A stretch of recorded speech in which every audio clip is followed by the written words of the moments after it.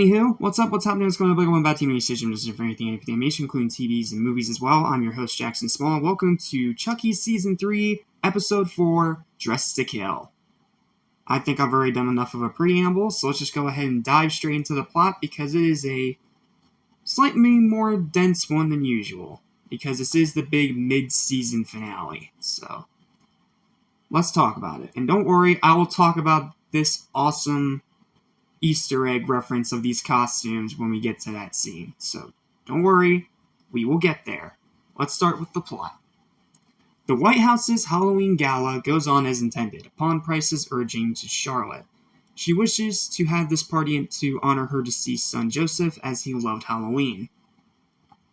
Price insists that the security measures in place for the party will be extremely thorough. When James goes to talk to Henry about the party, the boy tells his father that he doesn't want to attend. This prompts an angry reaction from Chucky, who is dressed as the Phantom of the Opera. Love that costume, by the way. NECA, please make that a figure. I will buy it immediately. As he was planning to mix into the party and kill Jake, Devin, and Lexi as his final 3 sacred offerings to Damballa. He tells Henry to ask his father for a big knife to carve a pumpkin with. That evening, Henry and Chucky are looked after by a nanny named Annie. While pumpkin carving, Annie and Henry talk about their mutual belief in ghosts. This conversation goes on into Henry's room, where she asks him if he's seen anything supernatural in the White House. Annie claims that she has had an encounter with the ghost of Abraham Lincoln. In other words, she's just nuts. Jake, Devin, and Lexi arrive at the Halloween gala, but the weapons they attempted to smuggle in are confiscated by security. Regardless, they resolve to still try and kill Chucky, or at least get video evidence of him being alive on Devin's phone. Okay, let's talk about the costumes.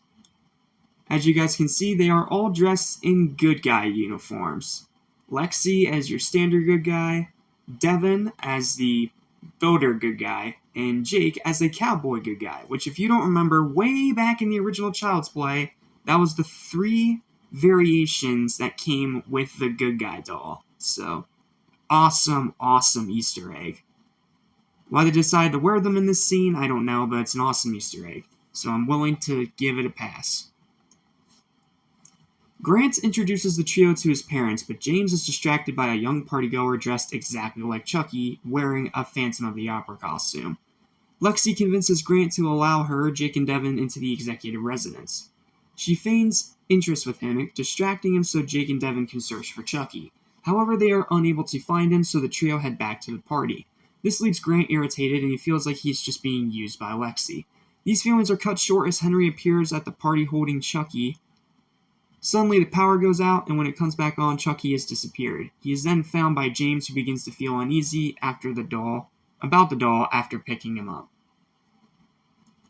Just then, Annie walks into the party, claiming that she can see ghosts. She makes her way to the middle of the ballroom and looks up as a single screw falls from above. Chucky had loosened all the bolts in the giant chandelier, causing it to fall from the ceiling. Jake is able to push Devin out of harm's way just in time, but others are not so lucky. 8 partygoers are crushed underneath the chandelier, along with Gretchen, who has been sliced in half, and Annie, who has her face cut off. Yeah, they get real gruesome with this scene. Like, at first it just seems like, okay, some falling stuff, a little bit of blood, that's fine.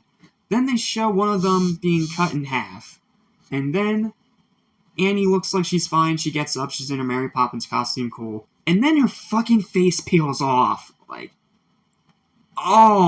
Yes, it's shaky CGI, yes, but it's effective.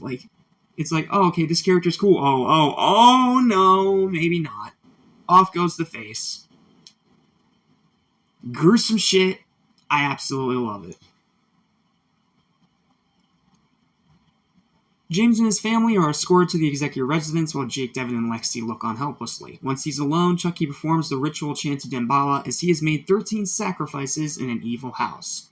However, after removing the Phantom of the Opera mask, he discovers that the ritual failed and his vessel is continuing to rapidly age. That is a shocking twist. Like, you'd think, okay, White House, evilest house on Earth, this has got to work. Nope, now he's aging and Damballa has completely abandoned him. So now he's aging, and we get old man Chucky. Something I never thought I'd want to see, but I kind of love it. Because now, he's even more dangerous, because now he doesn't really have much left to fight for, so... Yeah, when he has nothing left to fight for, he can become even more malicious, even more insane, and even more fucked up than he already is. Meanwhile, in Plot B, Tiffany has been moved to a prison in Texas, where she will stay on death row for 3 weeks until she is executed by lethal injection. As Tiffany is believed to be actress Jennifer Tilly, she is placed with the special population as her presence in the general population would cause a disturbance. In the prison recreation room, she is met by another inmate named Evelyn, who was a celebrity chef. It's not a real celebrity, it's just a character they made up for the show. Want to make that clear before it's like, oh wait, isn't that a big celebrity cameo like it was with Kenan Thompson in the last episode? No, it's just some random character that's a celebrity in the continuity of this world. Not in real life. Don't get it twisted. The two talk and bond over their shared organizational skills and the way the media treats powerful women. Also, another nice little tidbit they have here. During this conversation, they have Bride of Frankenstein playing in the background. Nice callback to Bride of Chucky. Their friendship comes to an abrupt halt when Tiffany reveals she killed Jennifer Tilly's sister, Meg. Evelyn is disgusted that Jennifer would kill her own sister and remarks that she will be cheering when she is executed. After Evelyn walks away, Tiffany takes the cigarette butt that she left behind. Yeah, that wasn't smart. Back in her cell, Tiffany finds that she has been mailed a package, which contains the Voodoo for Dummies book and several voodoo dolls. Taking one of the dolls out, she attaches Evelyn's cigarette butt to its mouth and enchants the doll with a voodoo ritual. Now in control of Evelyn's body, Tiffany manipulates the doll while Evelyn is doing a cooking demonstration for some other inmates.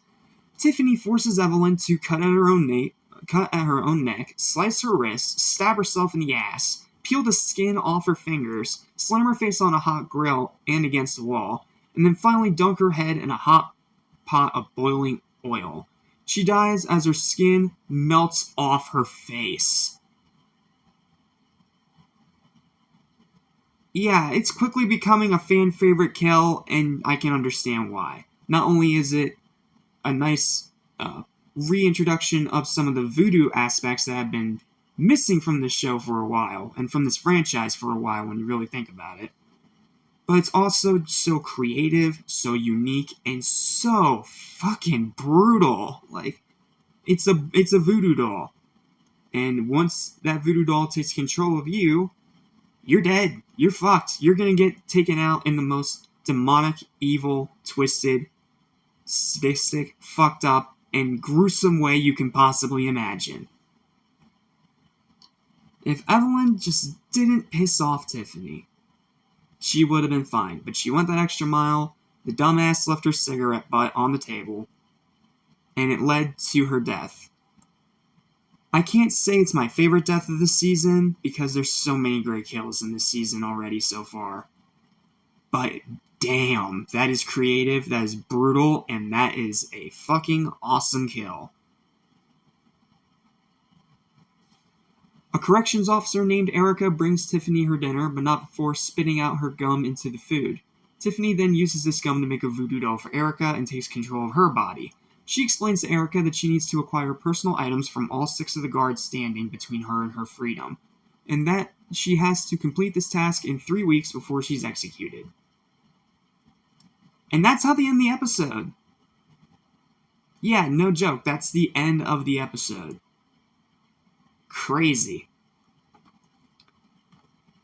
So, the kill count for this episode, we had the 8 partygoers that were crushed by the chandelier.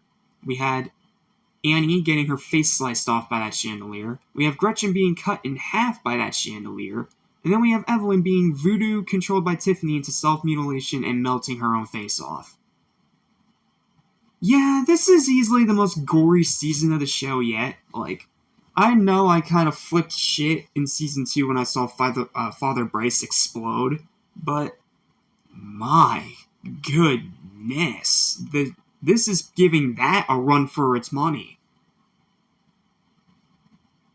So, yeah, if you can't already tell, this episode's awesome, and it was a great one to end off the show for a while until the actor and writer's strike finally stopped. So, yeah, it ended on a pretty strong note, and now it's coming back with a hopefully even stronger note to end the entire season on. We'll find out tomorrow with the premiere of episode 5, but until then, thank you guys so much for watching. Final verdict for this episode, fucking 9 out of 10. Easy 9 out of 10. If it weren't for the little bit of inconsistency about why the three main characters are dressed like good guy dolls, well, it is a really, really cool Easter egg. Doesn't really quite make sense when you really stop and think about it, but that's really just a minor little complaint. Outside of that, this episode is amazing. This episode is kick-ass, and it is gory as fuck. So, yeah, awesome episode, and I can't wait to see how the big second half of this season is going to deliver on it. So, yep, that's it for me. Thank you guys so much for watching. Please don't forget to like, share, and subscribe if you want videos like this almost every single day. And I will see you tomorrow for the big grand premiere of the second half of Season 3 with Episode 5. Titled... Making sure I got this right. Maybe.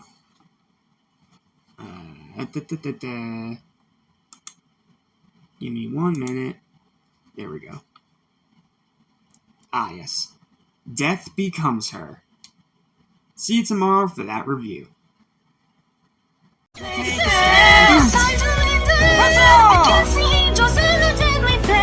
cannot take it anymore. The time has come to prepare for